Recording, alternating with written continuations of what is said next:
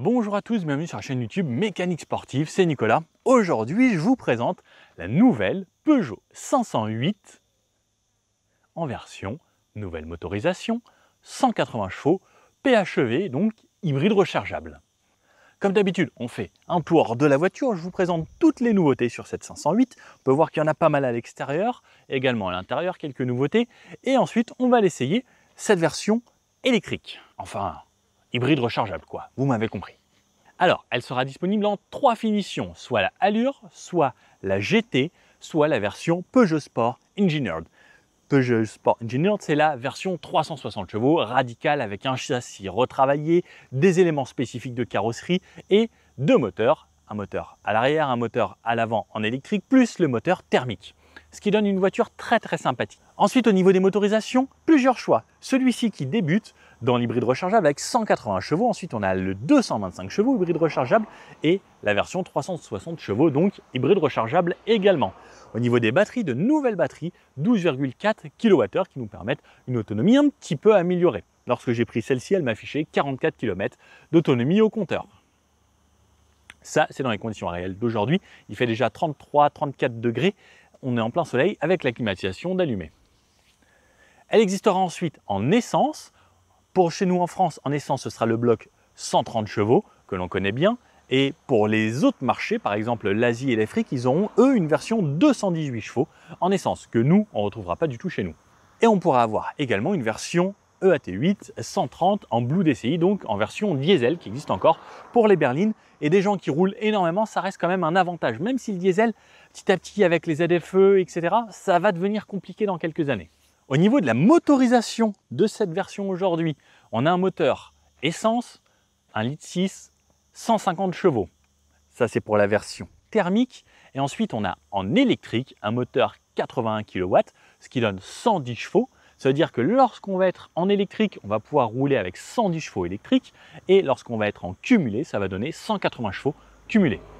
Sur cette version, on a encore la boîte EAT8. Je ne sais pas si vous avez vu ma nouvelle vidéo sur la nouvelle motorisation du 3008. Peugeot vient de sortir une nouvelle boîte double embrayage qui s'appelle la DCS6. Je pense que c'est pour Dual Clutch. Le S, je ne sais pas. Mais 6, c'est parce que c'est 6 rapports, contrairement à ces versions qui ont 8 rapports. Le 8, c'est quand même un avantage. Pareil, quand on est sur autoroute, on reste assez bas dans les tours avec 8 rapports. Au niveau de la charge, on pourra toujours recharger en 3,5 ou en 7,4 kW. En 7,4, on recharge la batterie en 1h30, 1h40 à peu près. Ce qui est plutôt rapide. Il faut une prise renforcée pour cela. À la maison, c'est possible de l'avoir. Dans le garage, par exemple, on demande une prise renforcée. Ça tire un petit peu plus d'électricité, mais c'est vrai que c'est beaucoup plus rapide. Et pareil, au niveau de la recharge, ce qui est simple avec les batteries, par exemple, on a une 12 kWh. À la maison, le prix du kilowattheure, c'est par exemple, en gros, je crois la moyenne en France, c'est 18 centimes. On fait 18 centimes x 12 et ça nous donne le prix de la recharge de cette batterie. On a des nouvelles couleurs qui sont disponibles sur cette voiture. On a un nouveau blanc qu'ils appellent le blanc Hawkenit. On a un nouveau bleu qu'ils ont appelé le bleu Eclipse et un gris titane également. On pourra ensuite changer l'autre gris maintenant qui est disponible sur toutes les versions. Au niveau de l'empattement, 2,79 m d'empattement, ce qui laisse de la place normalement pour les passages arrière et vous être bien à l'avant également. Au niveau de la taille, soit 4,75 m, soit 4,79 m selon si on a une version berline ou une version break. Aujourd'hui, c'est la version break que j'ai, mais elle existe également en berline. Au niveau de la largeur, c'est 1,86 m pour cette voiture. Et entre la version berline et la version break, il y a 1 cm de différence de hauteur. À l'intérieur, pour les versions haut de gamme et ceux qui vont prendre la sonorisation focale, il y a une nouvelle sonorisation focale qui a été intégrée dans cette 508. La qualité audio est juste merveilleuse. Je ne peux pas vous le montrer puisque ça ne rendrait pas forcément bien juste avec un petit micro comme ça. Mais focale, là, ils ont vraiment travaillé. Même sur la Peugeot 408, j'avais été incroyablement surpris. Et dans la 508, c'est pareil, ils ont repris le même système, mais encore développé un petit peu spécifiquement pour cette voiture. À l'intérieur, pour ceux qui ont les sièges massants, on aura 8 massages, dont 3 nouveaux massages différents. Ça, c'est cool parce que j'adore. J'aimais beaucoup le pad de chat, moi, dans les voitures Peugeot. Alors, sur l'avant, comme vous pouvez le voir, pas mal de différences. Tout ce bloc-là et toute la face avant ici a été redessiné.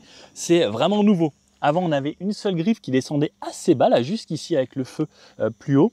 On garde quand même ce feu ici en horizontal et ces lignes verticales ici avec maintenant 3 griffes de chaque côté. Pareil pour l'arrière, on avait 3 griffes sur les feux arrière. Maintenant, c'est à l'avant également. Donc on a 3 petits blocs ici pour le phare avant. Ensuite, on a 3 LED sur le haut pour les pleins phares également. On peut avoir le feu matriciel, donc c'est en gros en plein phare, ça va détourer tout ce qui se passe autour de vous et pas éblouir les voitures qui arrivent en face ou celles que vous suivez pour que vous puissiez rester en plein phare. Les 3 griffes ici pour la signature de jour.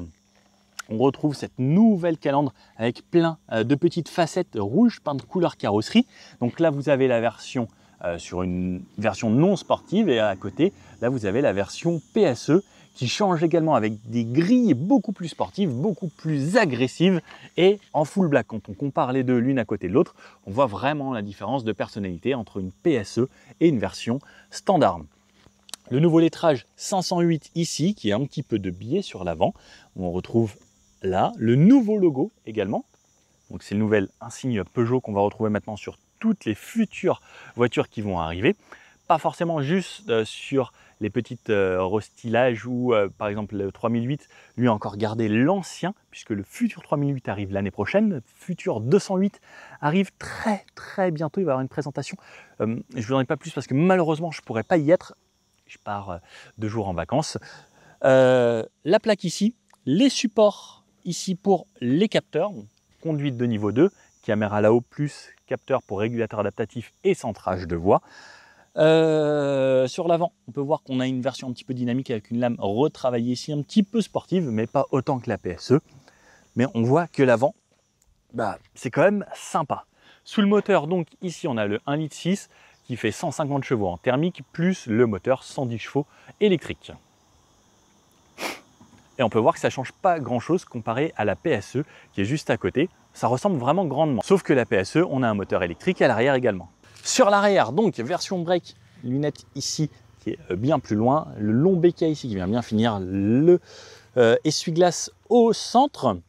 Nouveau lettrage Peugeot en plein centre, toujours sur ce bandeau noir qui vient toujours étirer un petit peu en largeur les voitures. Les feux en LED, donc en double à chaque fois, donc 2 petites lignes à LED ici en rouge et le clignotant qui vient sur le bas. Le Peugeot avec ce nouveau lettrage également, ici qui est différent du petit Peugeot qu'il y avait avant sur certaines voitures. La caméra de recul qui est située juste au-dessus de la plaque ici, bien cachée. La plaque et ensuite tout est peint jusqu'en bas et on retrouve 2 sorties d'échappement, ce qui est plutôt rare de nos jours maintenant d'avoir 2 belles sorties chromées. Dans le coffre, 2 volumes selon la version que vous avez, soit 487 litres, soit 530 litres dans cette version break. Hop, je peux relever ça. Là aujourd'hui, j'ai pas mal d'affaires dedans. Vous me connaissez, hop. Donc là, j'ai mes sacs et autres. Regardez, moi je tiens comme ça. En vrai, si on se met là, on tient à 3 personnes sans problème. C'est quand même spacieux. Ici, il y a un petit rangement en dessous pour ranger ces câbles de recharge. Comme on peut le voir ici, il y a le câble pour la maison, plus le crochet d'attelage et le kit anti-crevaison. Il y a vraiment de la place. On peut tirer également ici directement pour baisser les sièges. Ouais, c'est vraiment pas mal. C'est spacieux. Ça aussi, c'est tout l'avantage d'un break. Et même si vous faites du vélo, le vélo, j'enlève la roue avant, je le fais glisser. C'est vraiment avantageux. Je vous refais très brièvement les places arrière. Donc ce qui est sympa avec la porte, c'est qu'il n'y a pas d'entourage de porte. Ça fait vraiment un petit peu plus premium. On a les vitres directement. La portière est plutôt bien finie, du moussé sur le haut. Ça, même certaines Mercedes ne le font pas. Une limitation un petit peu carbone sur le côté. La fenêtre qui remonte justement pour ne pas venir toucher le joint quand on ouvre. Portière plutôt bien finie. On se sent dans une voiture agréable. Donc moi je suis 1,80 m. Heureusement que c'est creusé ici, parce qu'on a donc la partie ouvrante avec le rideau qui se met ici. Je suis plutôt bien, le siège à l'avant il est réglé pour moi, regardez l'espace que j'ai encore. Donc ça c'est dû à un empattement généreux, 2,79 m. J'ai de la place au niveau des pieds, on a un petit tunnel central ici. Dans les sièges je suis bien, ils sont plutôt fermes à l'arrière, autant que l'assise que le dossier. Mais il y a un petit maintien latéral sur le côté, on retrouve 2 ports USB type A en bas ici. Donc pas de type C, ça c'est un petit peu dommage et ça se fait de plus en plus rare. On a des filets à l'arrière des sièges qui sont bien retravaillés également. Je suis plutôt bien, personne n'a de poignée pour se tenir. On a la coudoir centrale ici, ils ont toujours pas mis de petites languettes. Ça c'est dommage, on a la trappe à ski pour accéder à ce qu'il y a dans le coffre. Double porte-gobelet. La coudoir est plutôt confortable. J'ai l'impression qu'on est un petit peu plus haut au niveau de la coudoir que la coudoir sur la gauche. Bon, sinon, je suis pas mal. La place du milieu, berline, donc ici, hop. Alors, moi quand je me mets droit, ça va, je touche pas. Par contre, j'ai vraiment, là, je sais pas si vous voyez, mais ça j'ai l'impression que je vais me le prendre dans la tête. Si on freine, je vais me le prendre. L'assise est un petit peu dure. Les ceintures, comme elles sont mises ici et que je ne peux pas trop les bouger, bah, je vais le sentir au niveau des fesses pour la place du milieu. Ouais, parce que je ne peux pas trop les bouger. En fait, elles restent coincées dans le siège. Donc, moi, je le sens. Là, ça peut être un petit peu dérangeant à la longue. Au niveau des genoux, pareil, j'ai quand même de l'espace. Le dossier est un peu ferme, mais ça va. Fixation top taser Isofix sur les deux sièges d'extrémité ici à l'arrière. Et bah, c'est plutôt pas mal. J'aurais bien aimé peut-être un grand toit vitré, ce qui se fait de plus en plus chez les marques de nos jours. Bon allez, je vous montre à l'avant avant d'aller... Allez, c'est parti, je vous emmène à l'intérieur découvrir les quelques petites nouveautés. La portière, je vous la remonte rapidement. Partie moussée un petit peu sur le haut. Imitation carbone ici. Réglage rétroviseur, fenêtre. Très simple ici. Ça n'a pas évolué. Des parties en plastique dur sur le bas. Des sièges ici en tissu, on peut avoir bien sûr du cuir si l'on souhaite, ou des versions en TEP, donc il y a du cuir synthétique. Là-haut, on peut voir le petit toit ouvrant sur la partie avant, et les sièges ici avec les surpiqûres, et un mix tissu. Deux pédales là-bas, puisque version boîte automatique. Allez, je viens à l'intérieur et je vais me remettre la clim, parce que il fait chaud, donc je m'allume la clim. Volant, comme on connaît, pas d'évolution là-dessus.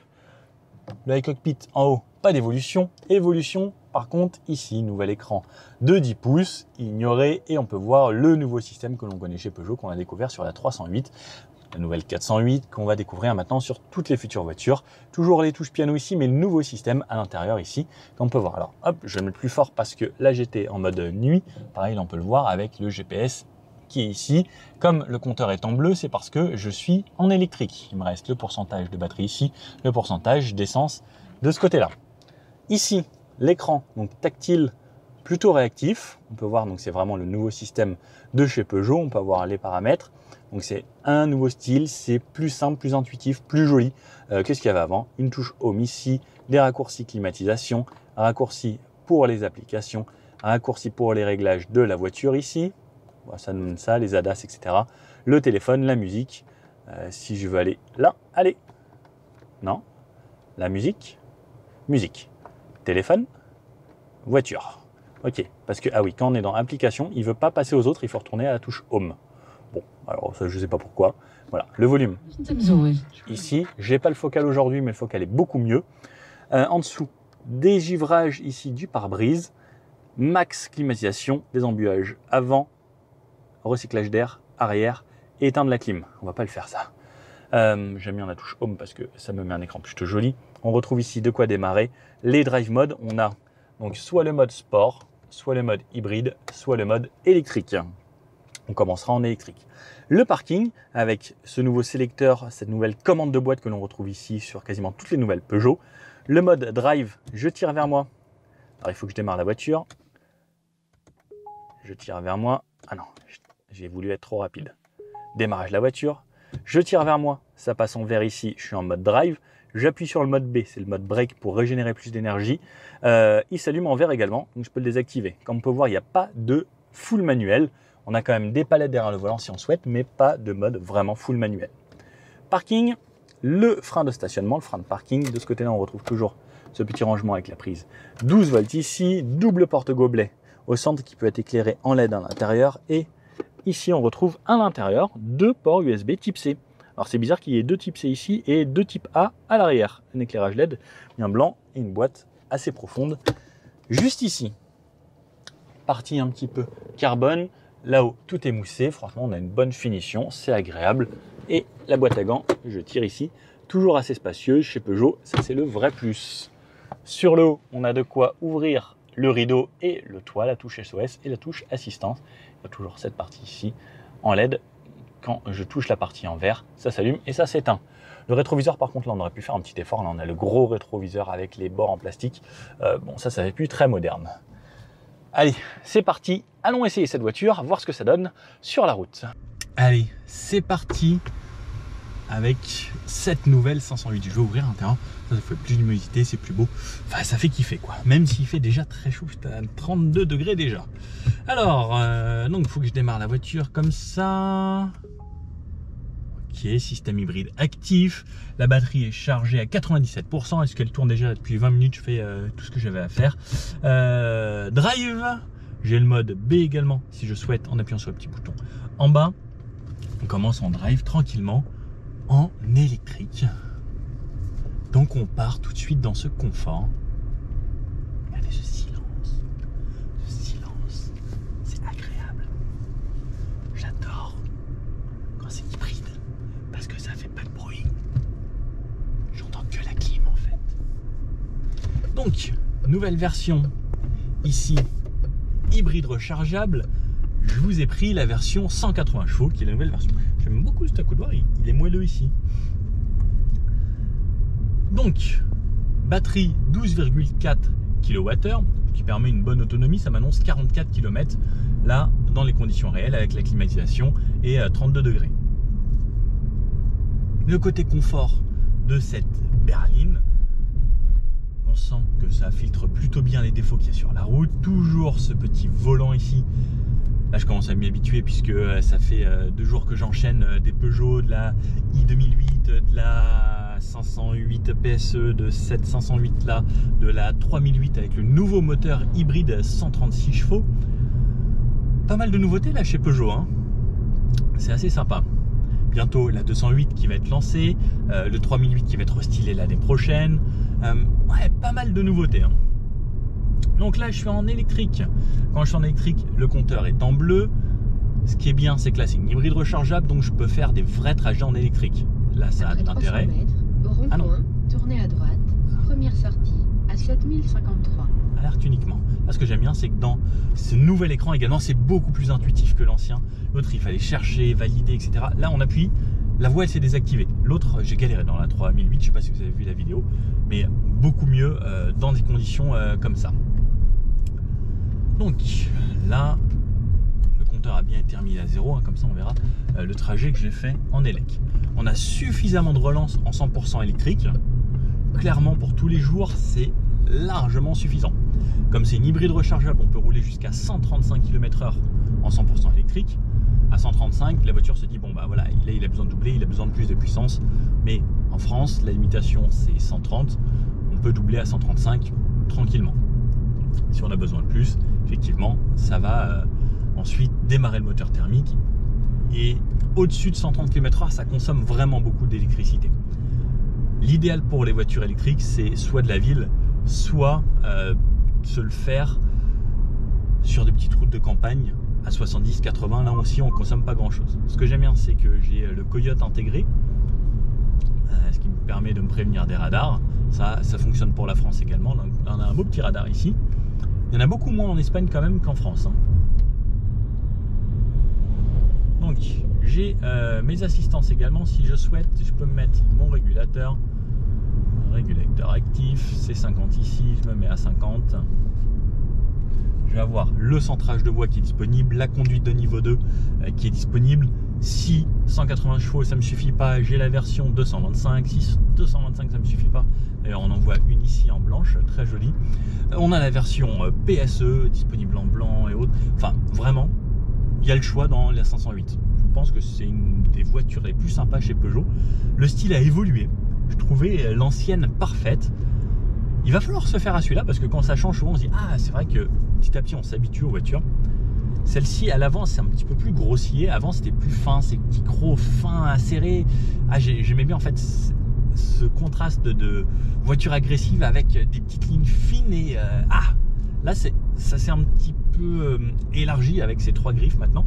Mais c'est la 508 qui a présenté cette nouvelle signature lumineuse qui devrait arriver maintenant normalement sur toutes les Peugeot. Comme vous pouvez le voir là depuis tout à l'heure, en fait je me fais conduire. C'est quand même très agréable, surtout pour les gens qui font beaucoup de villes. Cette voiture, elle est beaucoup destinée aux professionnels qui demandent beaucoup d'hybrides rechargeables maintenant parce que pour des questions de TVS, puisqu'on ne paye pas de taxes sur les véhicules de société avec des voitures hybrides rechargeables. Plus la batterie est grosse, plus on peut déduire des frais et des charges sur la société également. Donc voilà. Après, ça reste une voiture française. On sait qu'en France, on aime bien utiliser des voitures de groupe français pour rouler au quotidien. Et c'est pas plus mal hein, si on peut faire travailler des sociétés françaises. Le rond-point, on n'a pas encore le régulateur prédictif. Donc elle ralentit juste parce que la voiture de devant ralentit. Mais s'il n'y avait personne, ça ne l'aurait pas fait. On garde toujours toujours un bon châssis. Ce que j'aime bien, c'est cette voiture, je l'avais utilisée pour partir en vacances une fois. Pas celle-ci, mais j'avais pris la version diesel 130. J'avais trouvé ça top de chez top. À rouler sur l'autoroute, c'était d'un confort. C'est vraiment agréable. La position, il y a une vraie position de berline, ce qui se fait de plus en plus rare également. Les berlines, j'ai l'impression que c'est une espèce en voie de disparition. Il n'y a que les marques premium qui continuent à en faire, j'ai l'impression. Et c'est bien d'avoir une berline française. On n'en a plus, clairement.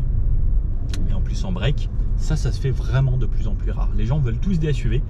Moi, je suis pas forcément pour le SUV tout le temps parce que ça, c'est quand même bien, c'est pratique. Il y a un grand coffre, il y a de la place à l'arrière. Alors pour les personnes grandes, c'est assez creusé quand même, mais il y a quand même des avantages. Et puis c'est quand même beaucoup plus joli, souvent une berline. En plus avec ce rouge, magnifique. Donc là, depuis tout à l'heure, je roule en élec. C'est franchement agréable.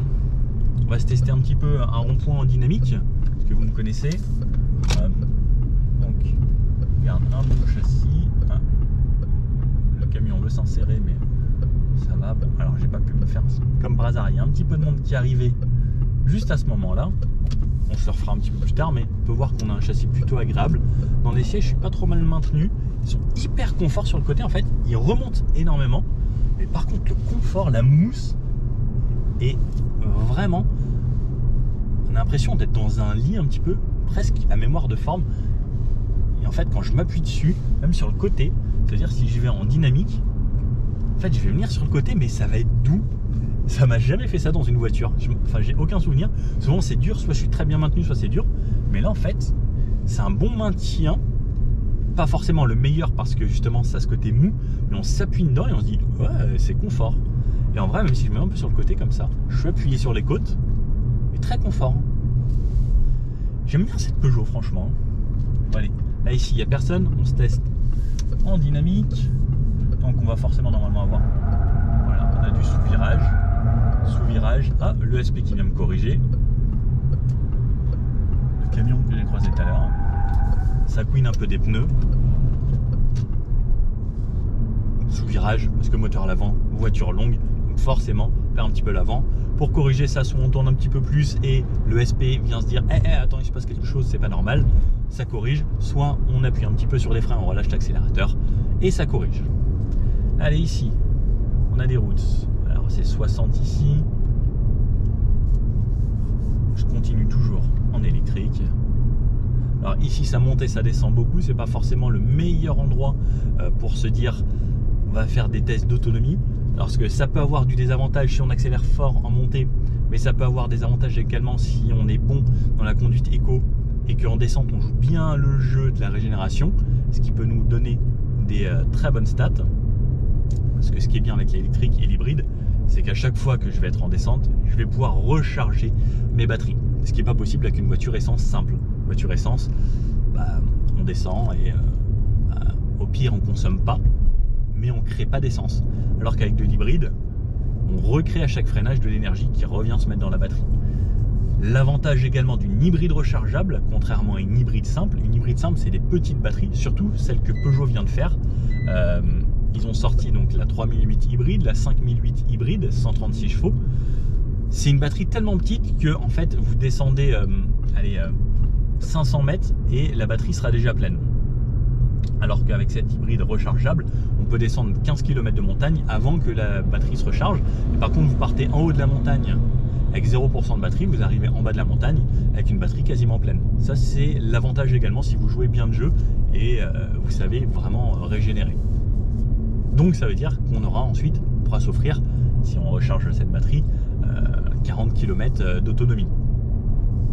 Alors il faut une grosse montagne pour recharger complètement, mais ça peut être intéressant. Allez, ensuite, si je roule un petit peu plus vite, on va aller se mettre à 90. Donc, franchement, comme je dis, même en élec, là, comme je suis dans le mode élec, ça relance franchement correctement. Donc là, je suis à 80. Je vais essayer d'aller mettre à 90. Hop. Même à 90 ici, j'ai un très bon châssis. On garde le confort des suspensions. Ça tient bien la route.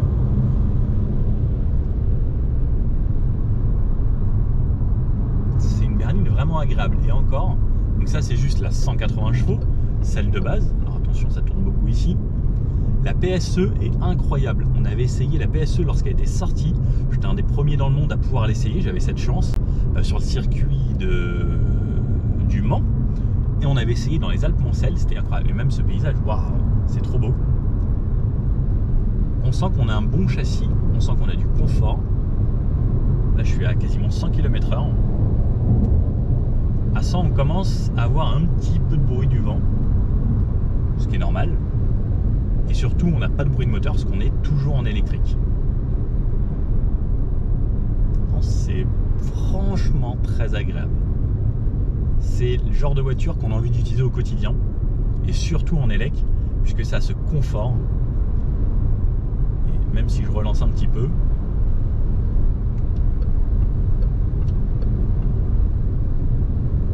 En fait, on ne se rend pas compte de la vitesse, comme c'est hyper silencieux. On a un petit peu de bruit de roulement.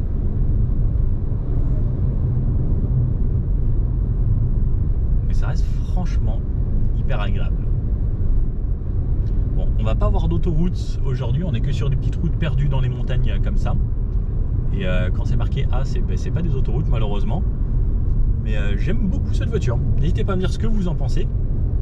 Est-ce que vous êtes plutôt berline, plutôt break, plutôt SUV, plutôt petite citadine? J'avoue, moi je suis plus petit coupé sportif. Je suis juste avec ma copine, j'ai pas d'enfant, donc on en profite, on aime bien les petites voitures à plaisir. Mais c'est vrai qu'un break comme ça, une bonne berline, ça fait du bien pour faire de la route. C'est souvent plus confortable qu'une petite coupée sportive. Ensuite, on a plusieurs modes. Donc là, j'étais en mode 100% électrique. Ensuite, on peut passer en mode hybride. Le mode hybride qui va d'abord privilégier l'utilisation de la batterie.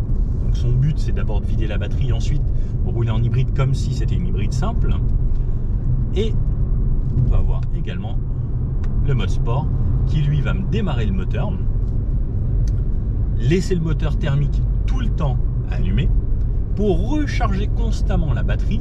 Par exemple, quand je roule comme ça, son but c'est de recharger la batterie et me donner le maximum de puissance parce que la batterie et le moteur électrique sont prêts à répondre si j'ai besoin. Donc ça relance franchement bien. 180 chevaux, c'est largement suffisant. Et on a franchement de bonnes relances, ça y va, ça pousse, c'est assez agréable, hein, franchement.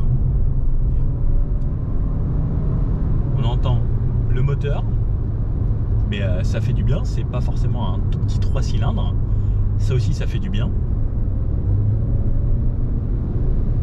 Ça relance plutôt pas mal, je trouve ça agréable.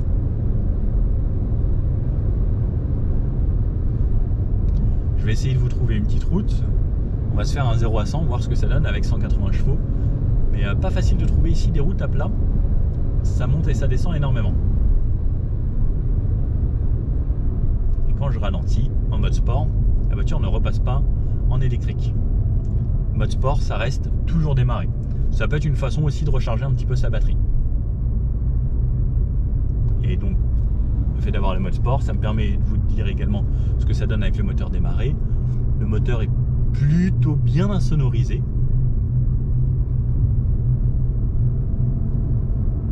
Ouais, c'est même très bien insonorisé, je trouve. C'est une bonne berline en fait. Dans une berline, normalement, on doit être dans le calme, dans le confort. Et c'est ce qu'on a. On entend un petit peu à basse vitesse.